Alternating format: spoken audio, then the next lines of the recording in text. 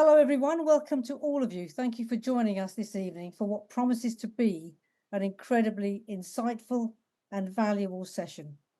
We're here to talk about a topic that touches most of our lives. And for my part, it's very close to my heart because I live with and support my 91-year-old mum. However, I don't have any children of my own who might look after me. And while we all hope to live long and healthy lives, we can't always predict the future, but we can plan for it. And that's exactly what today's webinar is all about, giving us all the information to make confident, informed choices when it matters the most. We're very pleased to have Darren Wallbank, a chartered financial planner and the founder of Ginkgo Financial. Darren brings a wealth of experience in helping families prepare financially for their future care needs. We're also very pleased to welcome Sue Hill, General Manager, and Jess Tetty, Home Admissions Advisor at Leah Lodge, which is part of the Cinnamon Care Collection.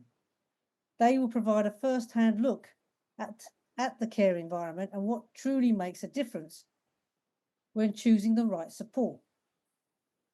Please feel free to add any questions you have to the Q&A section on your screens, and I will put them to the panel at the end of the session.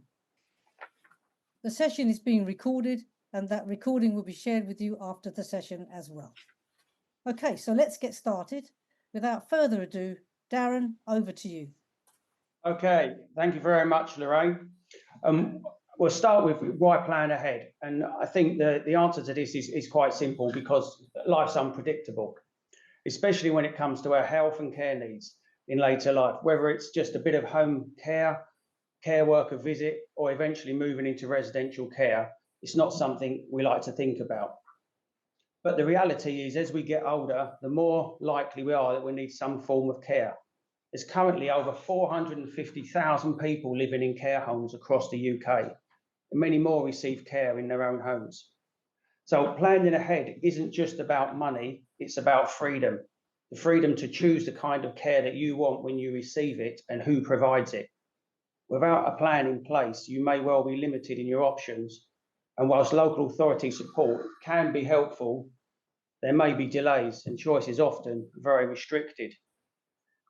On the other hand, if you've made a provision, you're in the driving seat, able to choose a care provider that aligns with your values, lifestyle and preferences. So it's crucial you understand the probability of requiring care in later life. So what are the chances? Well, over 50% of people aged 65 and over will require some form of long-term care during their lifetime. In 2021, the NHS estimated that 24% of men and 28% of women aged 65 and over needed help with at least one daily living task. And according to the UK census of 2021, 21% of women aged 90 and above were in a care home, while the comparable figure was only 10% for men. These figures overall highlight that there's an increasing likelihood of people needing care in later life. Jess, is there anything you want to add to that? Yes, I think while we're on the sort of statistics side, one thing that's sort of also worth sort of mentioning is that the average care home stay at the moment in this country is 19 months. I think, pre-pandemic, it was sort of around just under 2.5 years. So it's substantially different. And I think that's obviously something that you need to think about when you are planning for things like this, is that's probably the possible amount of time that we're going to be looking at. Okay, well, let's take a look at what these actual care costs might be.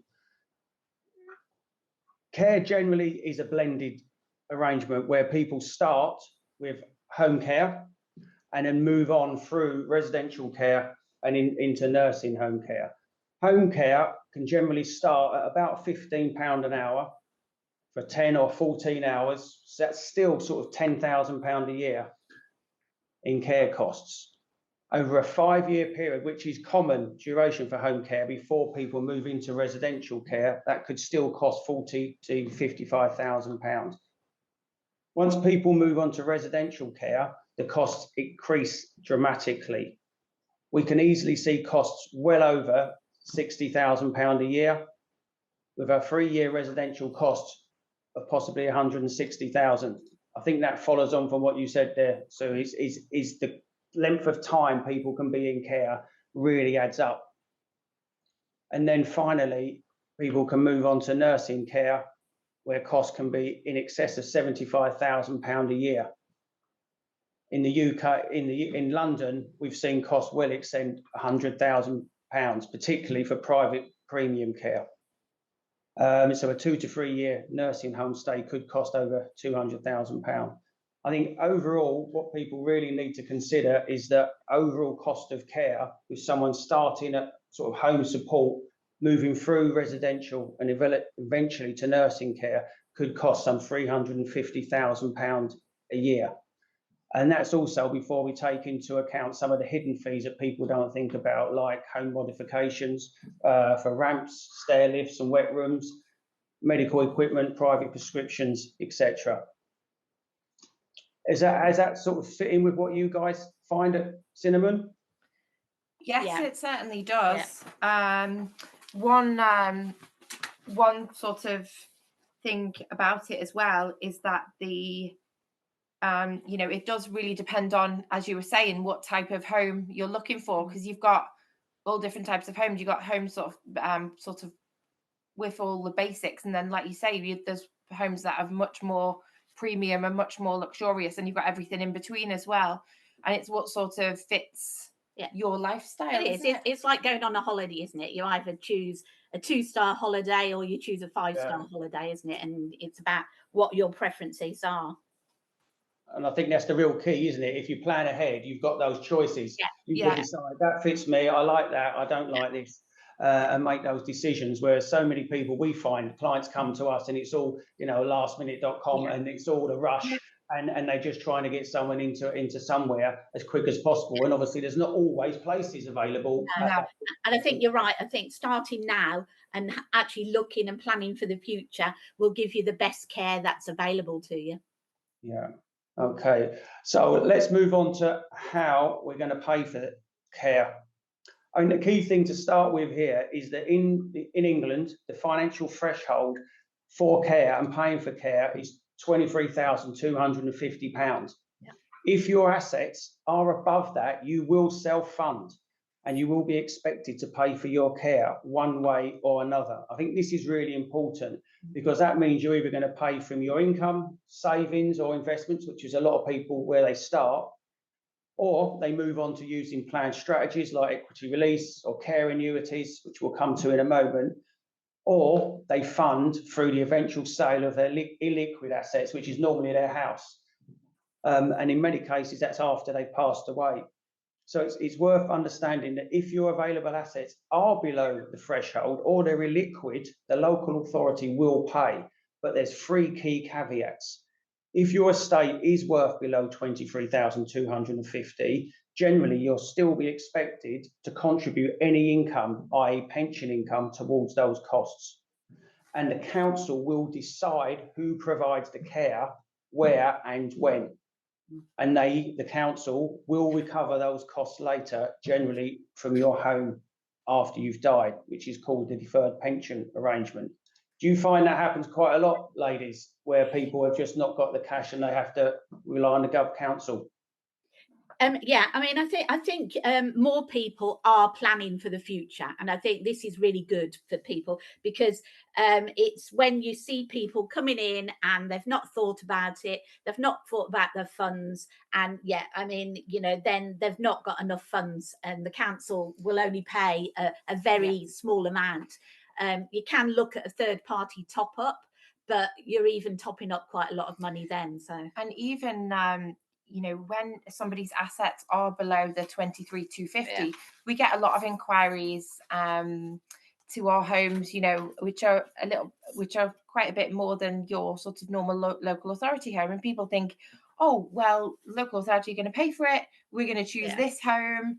And it doesn't quite work like that. And it's they obviously, like as you said, they will choose the home and they'll decide. And quite often we get the family members who, if the local authority are going to pay a certain amount, the family will say, I'll pay the difference so that mum can live here. And they will say no to that. The local authorities in a lot of all the different areas we've worked in, they will say no, because obviously if the family are paying a substantial top up, It's not they will sustainable. sort of say, number one, it's a poor financial sustainable plan, isn't it? So there's that. And that's obviously quite a big piece. It's probably a conversation that we have several times a week when people inquire to us, that people don't sort of quite grasp. And it's difficult because it's sort of knowing what your finances are, so that you know what you're working with, so that you can look at the right thing for you.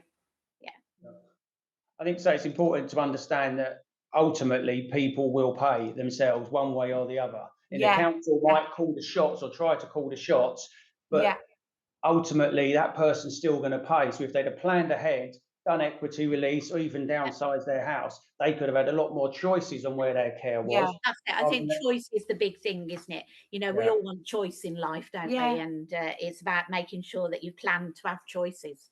And at a time when your choices are getting fewer and further between, you know, it's good to have some sort of control left as to things like this. It's a big deal, isn't it? Thinking about care and moving into a care home. It can't be underestimated how much of a roller coaster that is. And we always say, you know, we're not going to set people up to not be able to financially pay. So it's about making sure you've discussed the proper things in process, so that people can know that, you know, you need at least 2 years' money to be able to pay that. So yeah, cool. So I mean, the moral of all of that is that, you know, you are going to pay, and you've only got this 23,250 that is ever going to be protected, and that's really difficult to get an estate down to that amount. And even if you do, you lose choice, because then the council are going to pick where they want you to go. So it's not really the question of whether you're going to pay, it's how and how much choice you're going to have when that time comes. So I guess that's where the proper planning makes a real difference. So something else I just wanted to cover, and I know you ladies have got input on this as well, and that's the NHS continuing healthcare. I mean, it's a very complex market, and they don't publicise it very readily of what the criteria is. I mean, there's a huge checklist to go through to be able to qualify for it.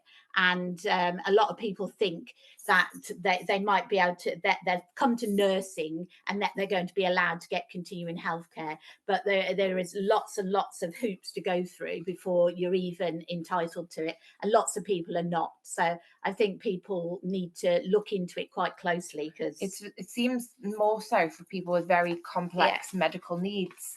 And I think there's a lot of people, certainly who I speak to on a daily basis, who think once things get to a certain point, the NHS will take over, and it's not quite the case either.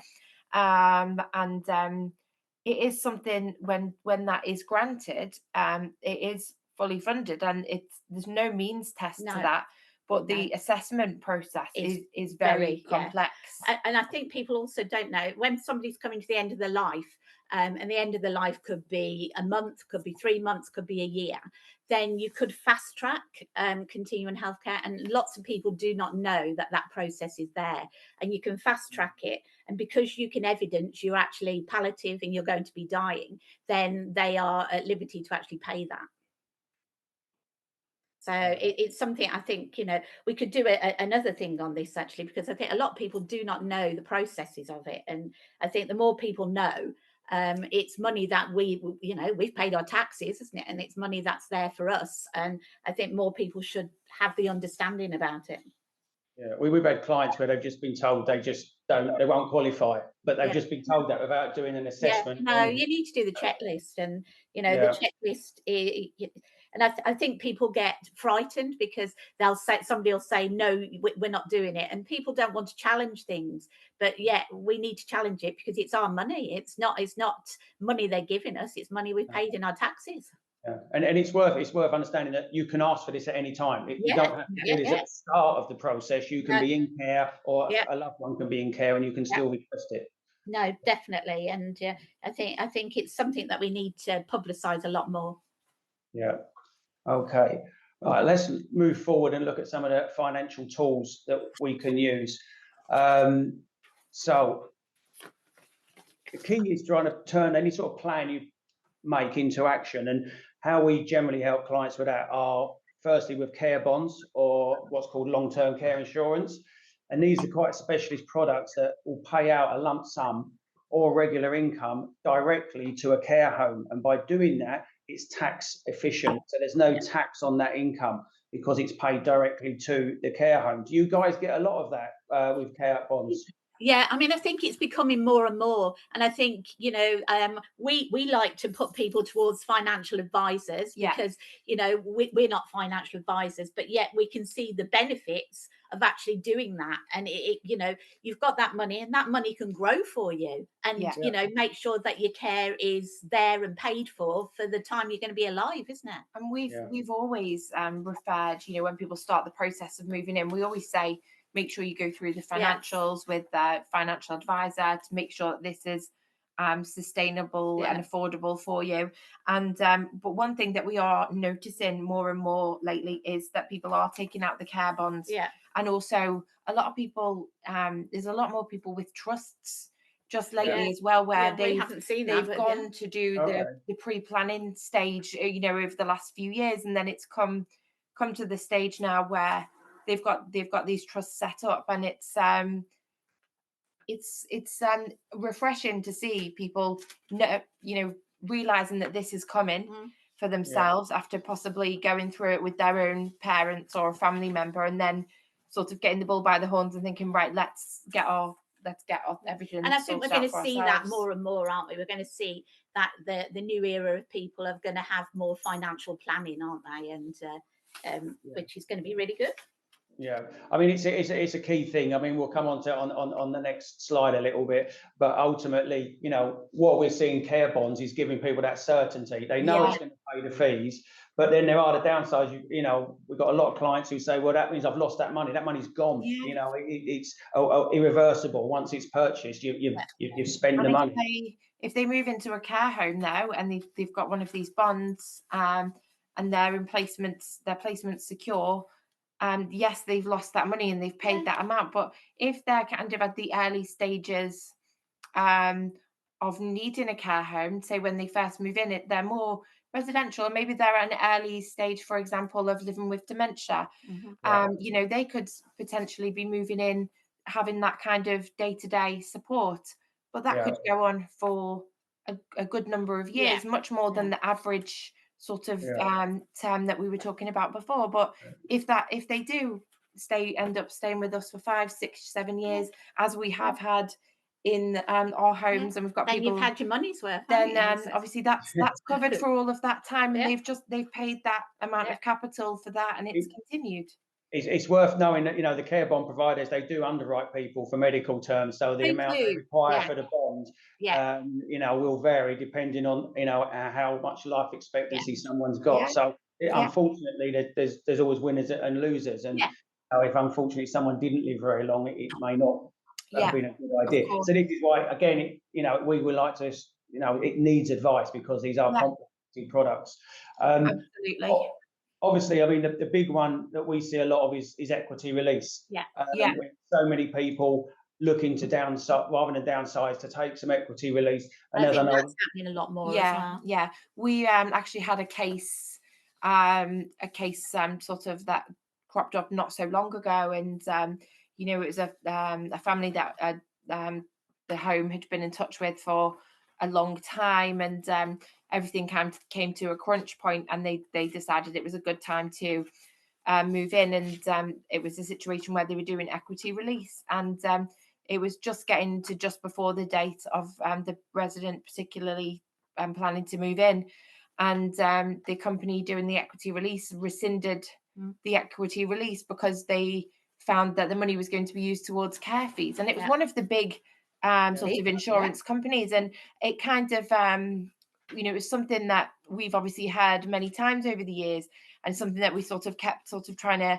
like, you know, we the reason being but I mean, a lot of the equity release companies, the reason they have that caveat is that the equity release, the way they make their money is that they expect you to stay in that house for a period of time of the interest roll up, and that's where they make their profit. But under the new regulations of equity release, if someone moves into long-term care, then the house can be sold and the debt can be repaid. And they don't actually want the money back. They want it in, you know, out for a long period of time. Yeah, of course. And in this situation, it stopped. It was a devastating process. It stopped the whole thing of the resident being able to move in, and it will happen at some point. But it caused a lot of devastation because they just thought it was all going to be fine, and then until it wasn't, you know. And whenever we're now having this conversation, I always like to bring that to light, because it's important to make sure that you're really looking into what you're doing, and that's the best thing is with a financial advisor, because you can go through the small print and pull all of that out and stop the shock from happening when it gets to the very end, and something has to change.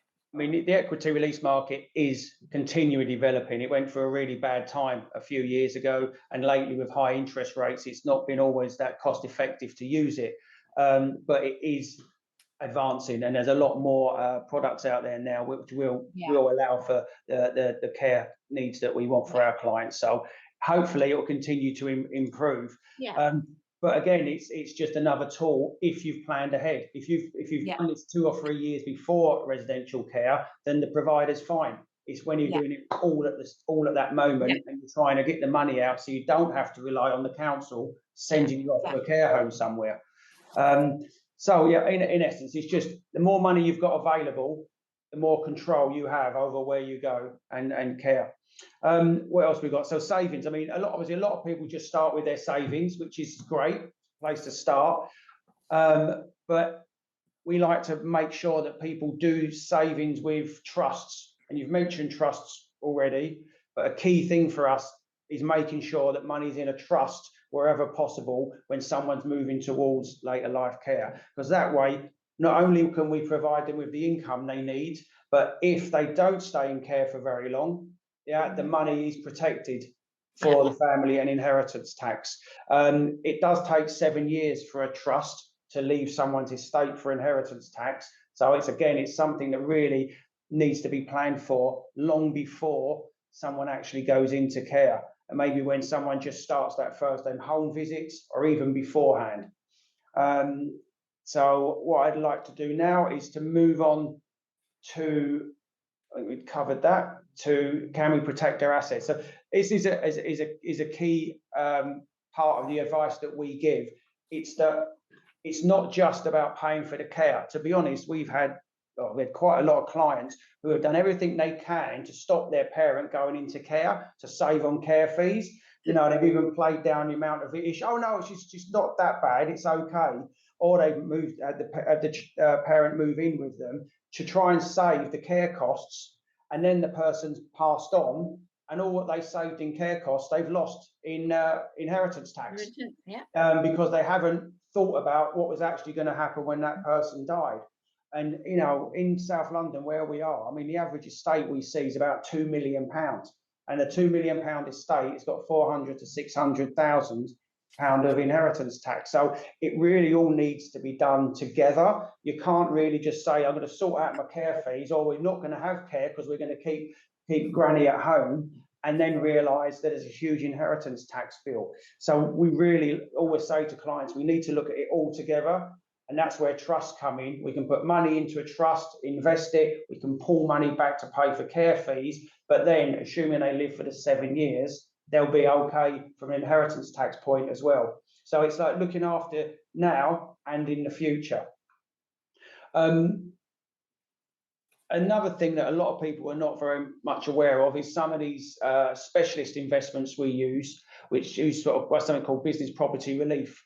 And where someone invests in one of those assets, after 2 years, it's free from inheritance tax. So it can still be used to pay for care fees, but rather than leaving the money in the bank when it's going to be either used for care fees or taxed at 40% for inheritance tax, they can invest it in specialist investments, which allow them to access it for care fees, but after 2 years, it's exempt from inheritance tax. So it really helps with the whole plan between money now for care fees and money for your legacy later on.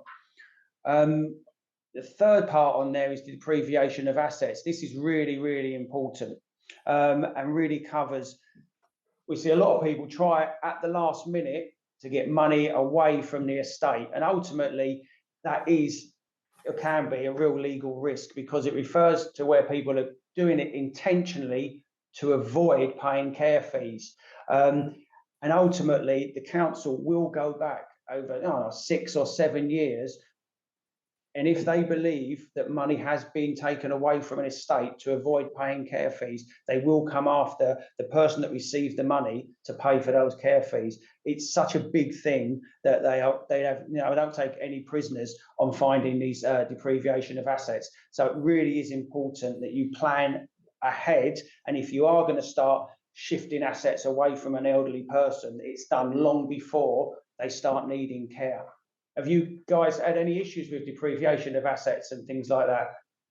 Yes, I've seen it many times over the years, but I think the key thing, I think the people who are prudent and they get their finances organised early on are the ones who kind of none of us want to think, do we, that about what's going to happen, and if we end up needing to live in a care home, like nobody wants to think about it. And I think until you kind of sort of see someone else and go through it and sort of struggle with it, that's kind of then the wake up call that sort of makes people say, oh, actually let's work this out. And I've heard many times of people really getting caught out by this, because like you say, they don't take any prisoners.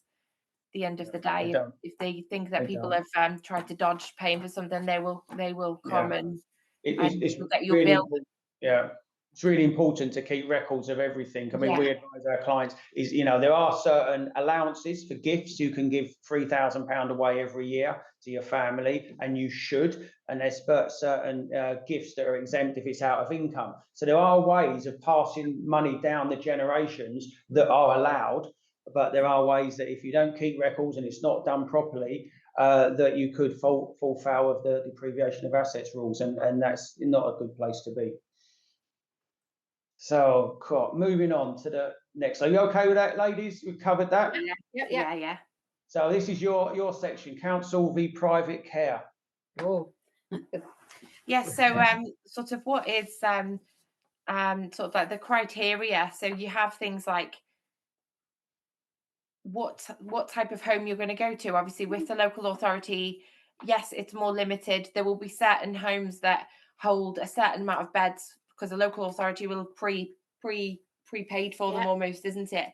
And the home you'll call up, and you have to see if they've got availability in one of their local authority beds. Now, some homes have a section of the home, or they'll have a certain floor, which are for these beds. But obviously, the number of beds is much more limited, as you would expect. If you put that versus sort of private, if you are in a position for private care, then obviously you've got your choice. You can go anywhere. You're not held down to. And this is another thing that I think a lot of people don't realize when it's their first step into this area of looking for care for a loved one. People don't realize that they don't have to have the say so necessarily from social services to say, yes, you can look here or you can do this. You can just look and inquire and sort of have a look around and see what the local homes are, and actually choose something that sort of fits in with the budget, but fits in with the person and their lifestyle.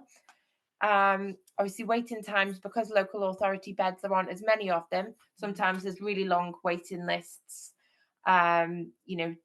When you've kind of got private care homes, obviously some care homes will be on a waiting list, others will have available beds, and it's kind of about just being in touch and pre-planning for what you're going to be looking for, not waiting until you are in the high stress, high emotional situation to look for a care home. Look when when you can see what's going to be happening in front. You should look then when you've got a clear mind, because then your name can be down on the list and you already know them. And then if something does happen and you phone and say, oh, we actually do need the bed now, then you've been in to have a look already. You understand how it all works, and it just makes it so much easier.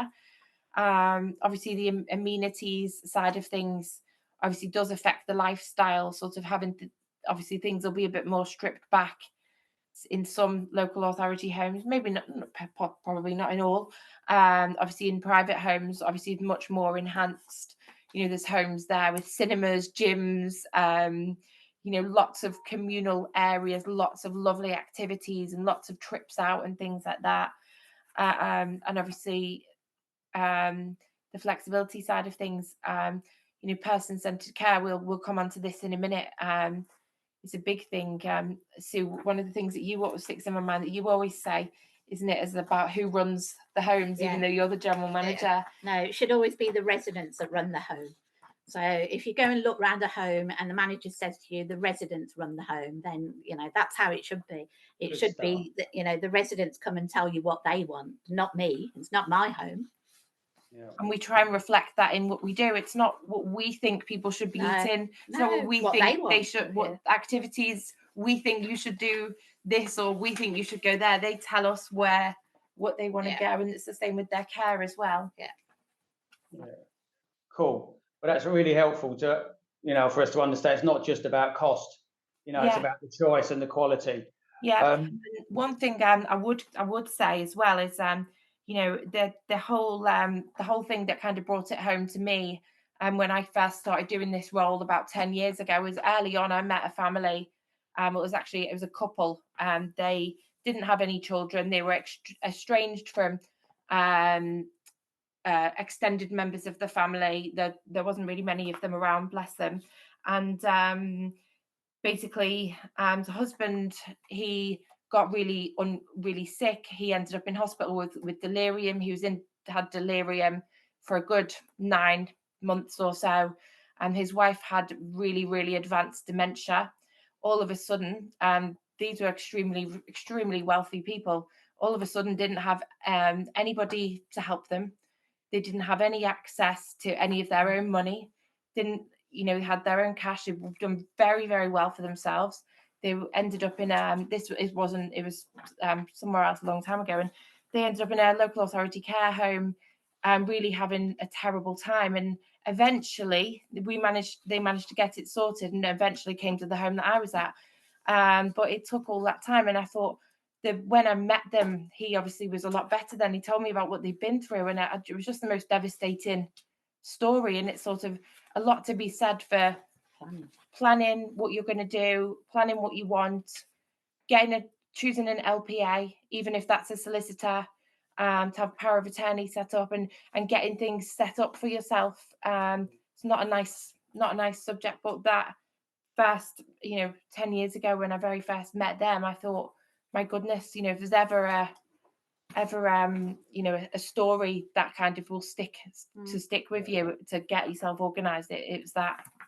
I think they should teach it in schools, though, shouldn't they? They should teach the children about LPAs and things, so that at least then everybody's talking about it early, and it just becomes a natural process in life, doesn't it? Yeah. So sort of coming on to LPAs, you've segued me straight into the LPA section, which is, it is one of the most important things you can have in place when you get into later life. Just to recap, if people don't understand, there's two different types. There's the property and finance, which is to manage bills, bank accounts, and major financial decisions. And then there's the health and welfare, which covers care, treatment, and end-of-life choices.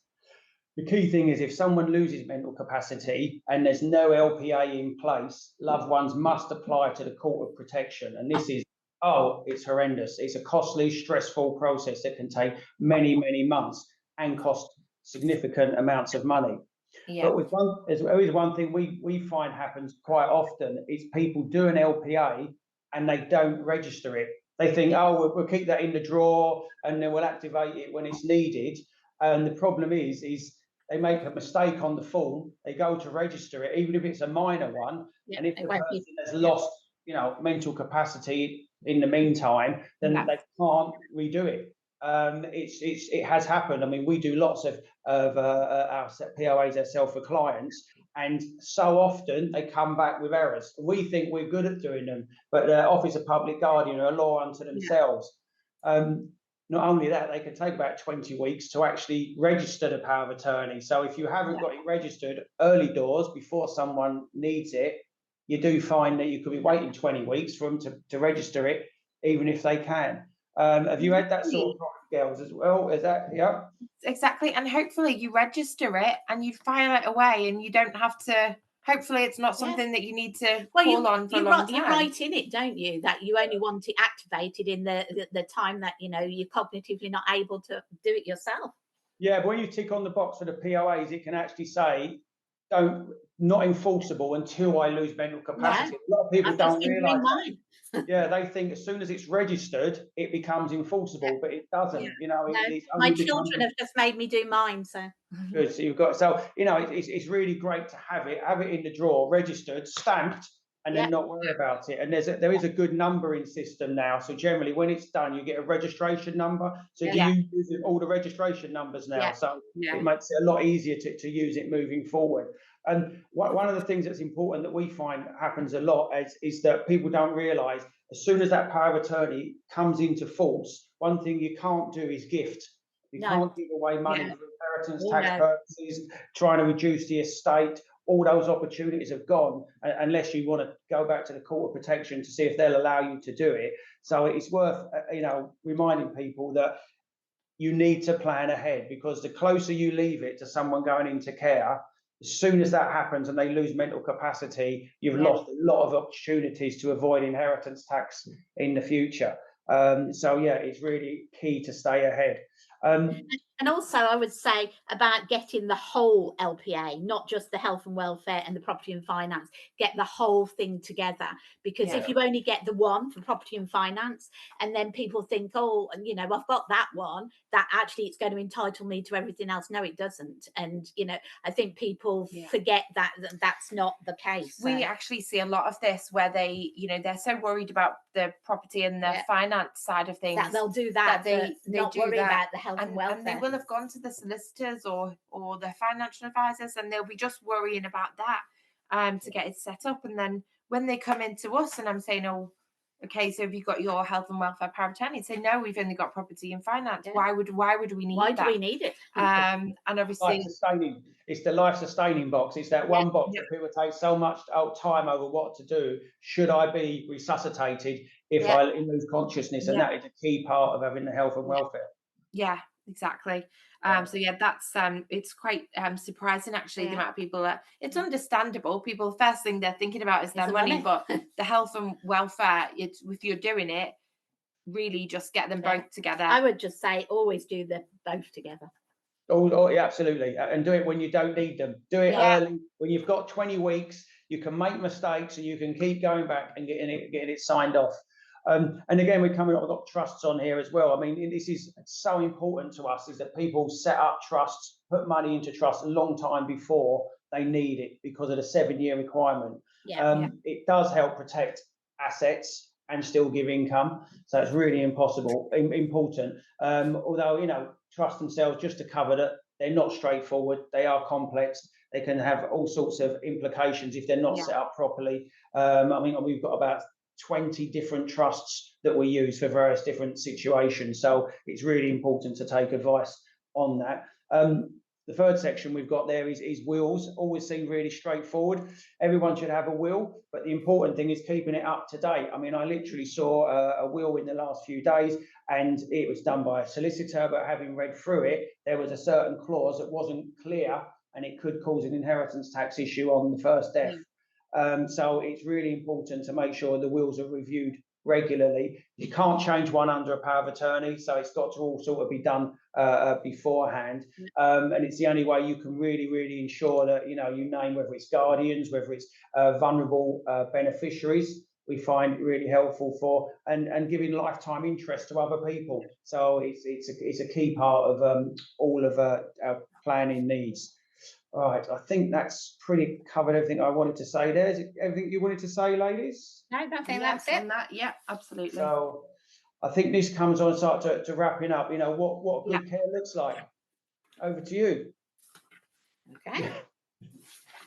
So we were sort of, you know, if you are having a look round at what types of care homes and the different types of places that you would be, like residential home, dementia home, nursing home, if you are going to be going to visit different homes, I think it's really important to sort of, as we just touched on, to be able to see and feel the person-centered care and to see people making their own choices. Yeah. I think, you know, okay, we're private providers, but looking at it from everybody's point of view is about everybody needs choice. And I think you go and look at a home, don't just look at one home, go and look at a few homes, make notes on those homes, go at different times of the day. You know, you don't want to go and make an appointment and it just be that point you see it. You need to see it when people don't know you've made an appointment, so you can see it at, you know, different times, and so you know what you've seen is real. You know, a lot of places can just put on all the airs and graces on your appointment, but then it could be very different if you went at a different time when they weren't expecting you. So I think it's very important to go and look at very different times, isn't it? There's a feeling that you get when you walk into a care home. Doesn't matter what care home it is or what terms you're going there on, whether it's work or going to visit somebody or whatever the terms you're going to visit. There's a feeling that you get that hits you when you walk in anywhere, and you've got to trust that feeling as well when you kind of go in somewhere. And you know, it's you also kind of want to be like Sue said before, you know, you want to look somewhere where the residents run the home. And you know, quite a common question that I get asked, because obviously my role as home admissions advisor will be, I will show them around the home and explain how it all works. And question that we always get asked is, what time is bedtime? What time do residents have to go to bed? No, and you can go to bed whenever you like. You know, everyone, it's choice, and sometimes people are quite shocked at that. We're not saying, oh, you've got to go to bed at whatever time. We'll fit in with our residents' routine and make that happen for them, rather than we don't have a routine. Obviously, there's meal times as such, but can that's have those about it, you know. And obviously, when you go somewhere, I think you've got to look out for these clues that the residents have got their choices. Another one that people are always shocked by is that, say, in our homes at Lee Lodge and Rectory Court in Blackheath, we have for example, a visiting hairdresser, the local GP, who's fantastic, comes every week, every single week to see the residents. And people say, you know, when they come and see the residents face to face, and it's they say, we haven't seen a GP. A lot of people are very shocked by that, and it's kind of making sure whatever you're looking at, that you've kind of got all of this available to you, because these things are, at this time, they're crucial, especially the GP, crucial really to your health and well-being, you know, moving forward, especially if you are on something which is developing. There shouldn't be rules. So it's about, you know, we all live in our own homes. We all go and get a drink when we want. We all go and eat. You know, it's about everybody doing what they want to do and trying to live their life as good as they can in a care setting, but still be empowered to have their own life. And I think that's really important. We always get asked if they're allowed alcohol as well, you know. Oh, yes. And a lot of the residents, they love a glass of wine or a gin and tonic or whatever. And it's choices. And people say, well, do you allow them to drink? And it's like, well, it's not us allowing anybody, it's their choice at the end of the day. We can always say, is that a good idea? But at the end of the day, if that's what they want and they're an adult and they've got capacity, they can. It's adults. Yeah, exactly. So there's a lot of that. And I think when you are going to look, I think you have to have that in mind and make sure that you can see it, because obviously not everywhere is the same. And I think that's really, really important. You know, with looking at what good care looks like, it's the well-being and the lifestyle and everything like that. And making sure our home's clean and doesn't smell. Some tips for sort of getting started, moving on to the next slide, would be as well. We always sort of say to people, don't we, to choose 3 homes and go and see 3, but Definitely. don't see them on the same day. No. Don't do that. Some people do a whole day where they'll go all around all these places, and by the time you see them, they're completely Worn out. overwhelmed Yeah. and worn out. And because it's such a big deal, just see one and just do it in bite-sized chunks. Obviously, a lot of people, they will come in, they'll inquire a lot earlier than they need to. They'll come in and have a look with a fresh pair of eyes. I will hear back from them. They'll like it. As time goes on, it'll develop and the person will move in. You get that. But then you also get people who've never thought about this ever before in their lives. And then they now need a care home, and they're really stressed because something terrible has just happened and their loved one, whoever they're looking for, is in hospital. And it's such a different experience for them in that high stress situation. So Yeah, the people that come early, it's all nice and calm. We can do it Yeah. over months and easy. But when it's all last minute and they come in and they say, Granny's had a fall, she's got to go into care, we need it, do it Yeah. now. You're like, well, where's the money? Where? Oh, well, They I think can't, we've got yeah. an account with But you Nationwide, but have you got the passwords? No. How are we going to access it? And it all just becomes one massive stress out. Yeah. And you can't take anything in and make proper decisions No, you have to when make you're an in that informed state of choice, don't you? stress. Yeah. And even if it's somebody you're power of attorney for, I even meet solicitors regularly who they're power of attorney for somebody, and it's completely business. They're looking for somebody for care home, and even it has an effect on all of us. It is such a emotional roller coaster. So it is something I think people need to give themselves the time to look properly. It's understanding and accepting that this may happen, and I'm going to plan for it. Yeah. And I think our message is, as I says there, talk to family and advisors. You've got to do this as a group. It's not something you can do on your own. If you've got, whether it's up or down that generational ladder, everyone's got to be involved and know what's going on. And there's a plan in place, written down. I mean, we have documents, like important documents, things to consider with later life care. It's important that you've got as much information so that, heaven forbid, if it does happen, you're in a good position. Yeah. Okay. You want it to be a positive experience as well. It's not about the end of the life and you're going to go into the home and drop dead. It's about looking for the future, and you can actually have a really good life and a good well-being living in a care home. We've got residents who've moved in. We were talking about this the other day. We've got some at the moment who are learning French. Yeah. And we've got we started doing watercolor painting, and one of our residents moved in and she loved doing watercolors. And some of the other residents said, well, I'm not sure about that because I've not probably done that since I was at school. And now it's become one of our most popular activities, hasn't it? And some of the paintings are beautiful, and it's people are coming and they're learning new skills, and that's what got a it's whole about, new lifestyle and picking up things that they loved 50, 60, 70, 80 years ago. And it's incredible. Wonderful. I think we've got to the end of our slides now. We've got into the Q&A session. Lorraine, have you got any questions for us? We have some questions for you, and feel free to answer whoever it applies to the most. So we've got one that says, my mother lives in Yorkshire, but I live and work in London. What are my options if I'd like her in a care home near me? I mean, from our point of view, is generally, if you have the funds and you can arrange to pay for it, you can pull her down here and have her in a care home in London. If you leave it to the council, you've got literally no chance. I mean, a council doesn't have to put someone in a care home in their area, but generally they find an area that's cheaper than where they are. So we've seen people from London being put up to Leicester and places like that. So I think, it's again, plan ahead. If there's funds available, if she can downsize, sell the house, try and do as much as you can to get the money so you can make those decisions rather than the council, who will take the money from the house later on anyway.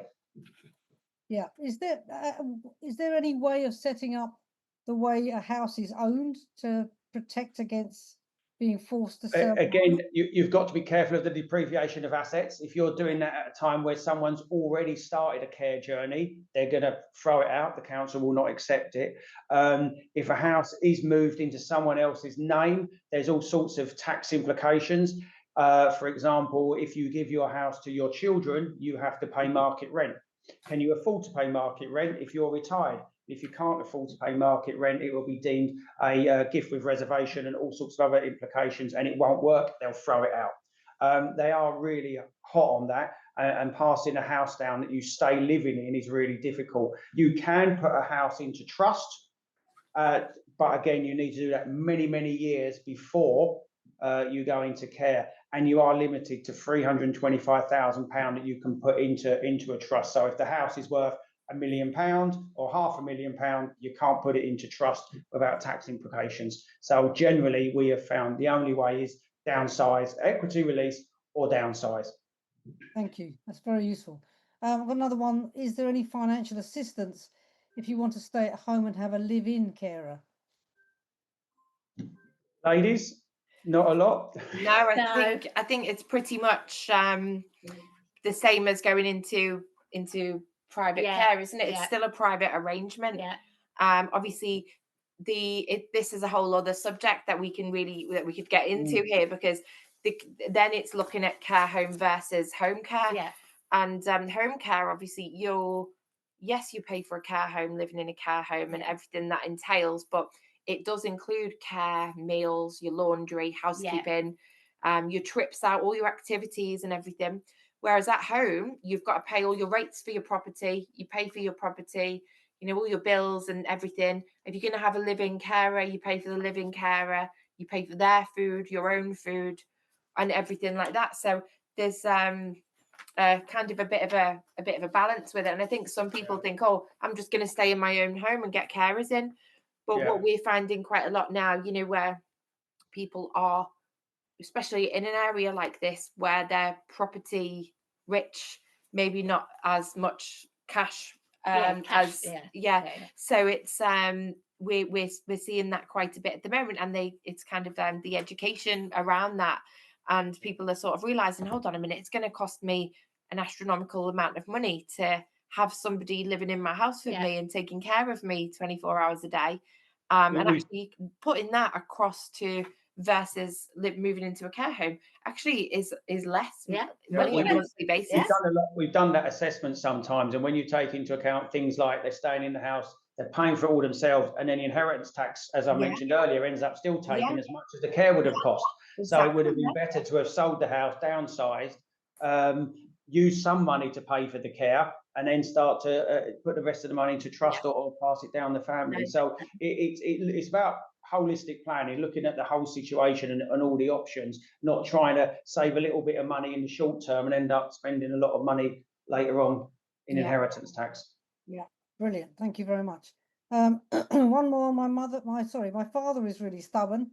He says the only way he'll leave his home is in a box. They say that, we've had lots of clients say that, but I mean, ultimately, unfortunately, it isn't a choice. When this happens, they'll be, I'm fine, and the next thing they're put in a home, or they're in the hospital, and the hospital transferred to a home, and no one chooses to go into care. No, go to residential, but they don't choose these. So it isn't really what someone wants. It's making the plan for if it happens, and hopefully it won't happen.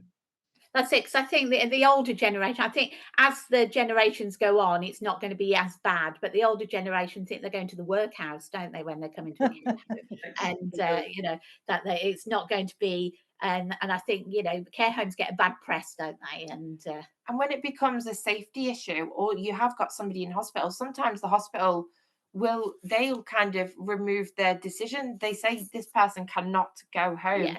You need, and they'll say to the resident and the family, you now need to find somewhere because the person cannot go home through all of these different reasons. And sometimes it's a shock, because you have got somebody who's very stubborn and they have been their whole lives, but all of a sudden they're in a very vulnerable position and it changes overnight. We see it an awful lot. I've had it in my own grandparents, and didn't want to go into. Then it was just have a holiday. Go for a Yeah, little holiday and a little break, and then this is a nice hotel, and yeah. then never wanted to go back, you know. Yeah. So 2 years later. Yeah. yeah, it really is. It's something. The more that you discuss it as a family, the more you Yeah. can plan for it, and hopefully it won't happen. If you've planned for it, you've protected the money and trusts and things. It's, you know, you're going to have the best possible outcome you can Yeah. have. Yeah, and I suppose to some extent it's about having the conversation early with Yeah. Yeah. parents before they It's- become vulnerable. It's all about conversation. I mean, unfortunately, in the UK, people are very closed and don't talk about finances and don't talk about the realities of life like this. But if you open up, if you can now have a intergenerational conversation with everybody, and you can have your advisors, us, you know, the earlier you start to plan, the more we can work with your solicitor and build a real plan that everyone's on board with and is going to work for everybody. So it's start early. And it's the same with us. I mean, we've got people actually, you know, that we met sort of 5 years, 6 years ago at the home, and they come to have a little look, and it wasn't the right time. And we sit and have a talk and say, why don't you try this and why don't you try that first? And then eventually they go through the process, and they'll you know, try a bit of care at home, or you know, and they'll go all through all these different things and come in, have a bit of respite, and then all of a sudden they move in as a permanent resident. Sometimes that is a few years of a process, but it's you know, it's about what's right for you at the right time. Okay, thank you very much. One last question and then we'll wrap up. But can I just wait and see if I need care? If I do, just use my savings to top up for somewhere nicer. Yeah, I mean, there's always that possibility. So, you know, the council will fund, but it will only be a certain amount. But there is always the possibility of a third party top up, and you know, most places, and then you get your choice. It's just making sure you've got enough money available to do that. Make it sustainable. It's got to be sustainable, and that's where we help clients. You know, if you're looking at potentially 350,000 pounds for care, if you've got that money sitting in the bank in investments, then you know that's ultimately what they're going to take. You're going to spend that. I mean, we find it really difficult for people to get rid of so much asset that they come down to council levels under the 23,250. Right. And you don't want somebody moving in and then it not be sustainable and then have to go, isn't it? That is just awful. Yeah, and ultimately, as soon as the council get involved, some shape or form, they're going to start making the decisions, and they're going to put you in a cheaper care home wherever they want, rather than you having the choice. It's all about choices. If you plan ahead, and you get choice. You get the choice. Exactly. Brilliant. Okay, thank you all very much. Darren, would you move the slide on for me? Okay, yes. Okay, and I'll just wrap up. So thank you, all of you, Darren, Sue, and Jess. A very interesting and insightful webinar. It's been very, very informative. If anyone has further questions or would like to speak to Darren, Sue, or Jess about specific areas, their contact details are on the screen now. We hope today's session has given you greater clarity and confidence when it comes to planning for care, not just financially, but emotionally and practically too. These are big decisions, and the more we understand our options early, the more empowered we are to make the right choices for ourselves and our loved ones. If we didn't get to any of your questions, please don't worry. We'll be following up with additional resources, including a written guide and speaker contact information, so you can explore things at your own pace. A replay of today's session will be available shortly, so keep an eye out in your inbox. Thanks again for being part of this important conversation. Take care, have a great evening, and we hope to see you at a future event. Thank you. Thanks a Thank lot. you. Take Good care. night, everyone. Bye-bye. Bye-bye. Thank you.